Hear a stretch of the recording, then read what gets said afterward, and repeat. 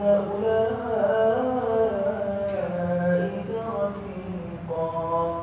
اللهم اجعلنا من أهل العبادة ولا تجعلنا من أهل المعصية.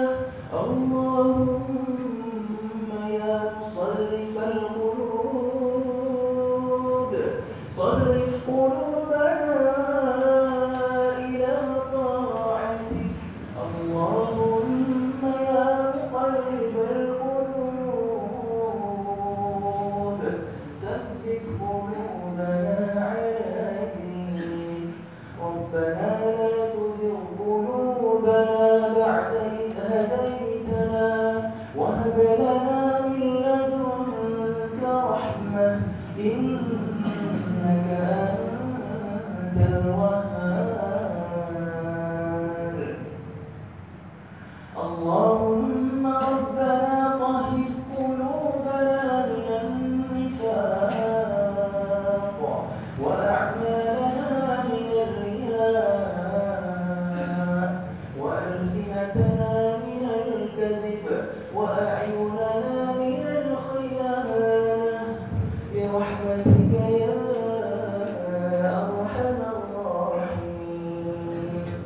اللهم إنا نسألك الإخلاص.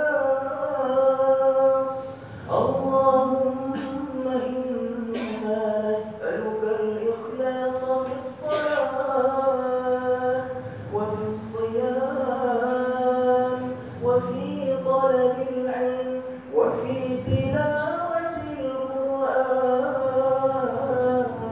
القرآن وفي حفظ القرآن وفي كل عمل. ربنا تقبل منا صلاتنا وصيامنا وركوعنا وسجودنا وقعودنا وتضرعنا وتخشعنا وتعبدنا وتمم تقصيرنا يا الله يا رب العالمين. ربنا ظلمنا أنفسنا وإن لم تغفر لنا وترحمنا لنكونن من الخاسرين. ربنا لا تؤاخذنا إن نسينا أو أخطأنا. ربنا ولا تحمل علينا إصرا كما حملته على الذين من قبلنا. ربنا ولا تحملنا ما لا طاقة لنا به واعف عنا واغفر لنا وارحمنا أنت مولانا فانصرنا على القوم الكافرين. اللهم اغفر لنا ذنوبنا وذنوب والدينا وارحمهم كما ربونا صغارا ولجميع المسلمين والمسلمات والمؤمنين والمؤمنات الأحياء منهم والأموات إنك سميع قريب مجيب الدعوات يا قاضي الحاجات برحمتك يا أرحم الراحمين. اللهم أعز الإسلام والمسلمين. اللهم انصر إخواننا المسلمين في الشام.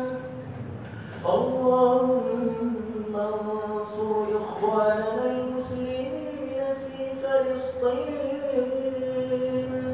وفي سوريا وفي مصر وفي اليمن وفي العراق وفي أفغانستان وفي ميانمار وفي ليبيا وفي كل بلدان المسلمين. اللهم انصر المجاهدين. اللهم انصر المجاهدين. اللهم انصر المجاهدين في كل مكان. ربنا هب لنا من أزواجنا وذرياتنا قرة أعين واجعلنا للمتقين إماما. ربنا هب لنا من الصالحين. ربنا اجعلنا مقيم الصلاة ومن ذرياتنا ربنا وتقبل دعاء. ربنا تقبل منا إنك أنت السميع العليم وتب علينا يا مولانا إنك أنت التواب الرحيم. وصلى الله على محمد وعلى آله وصحبه أجمعين. سبحان ربك رب العزة عما يصفون وسلام على المرسلين والحمد لله رب العالمين.